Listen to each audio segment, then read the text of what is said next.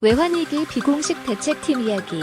불배우 뱅상카셀 IMF 총재역 맡아 까다로운 소재 과감한 도전 참신, 복잡한 상황 선악 이분법 접근 한계 6.25 전쟁 이래 최대 국난으로 불린 1997년 외환위기. 통화기금의 약자인 IMF는 한국인에게 저승사자로 각인됐다. 국가부도의 날, 감독 최국희, 은 선진국 클럽인 협력개발기구 OECD에 가입한 한국이 IMF 구제를 받는 신세로 곤두박질 쳤던 당시를 정면으로 비춘다. 엄성민 작가는 IMF와의 협상 때 비공개 대책팀이 있었다는 기사를 보고 시나리오를 썼다. 국가적 위기를 해결해보겠다는 사람이 나타났다면 어떨까라는 가정으로 이야기를 전개한 것. 배우 김혜수가 맡은 한국은행 통화정책팀장 한시연이 그 인물이다. 한시연은 일주일 후 국가부도가 닥칠 것이라는 보고서를 제출한다.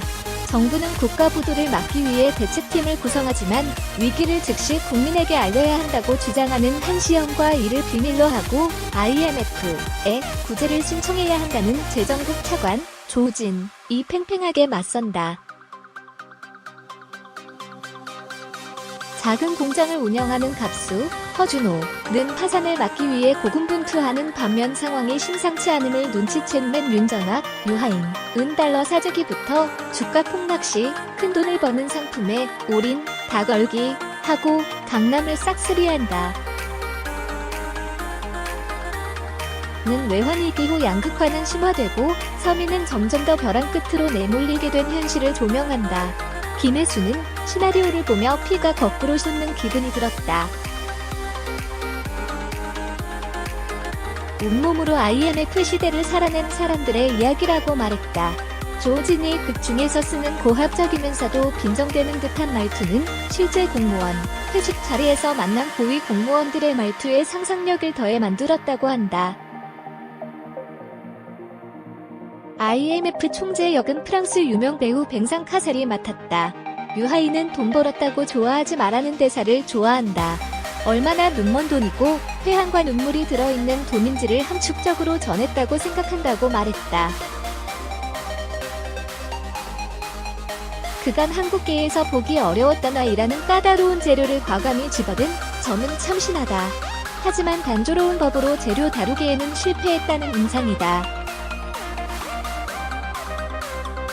한시연은 중소기업을, 재정국 차관은 엘리트 출신 관료로 대기업을 대변한다. 한시연을 여성으로 설정해 남녀 차별 문제까지 어설프게 엮는다.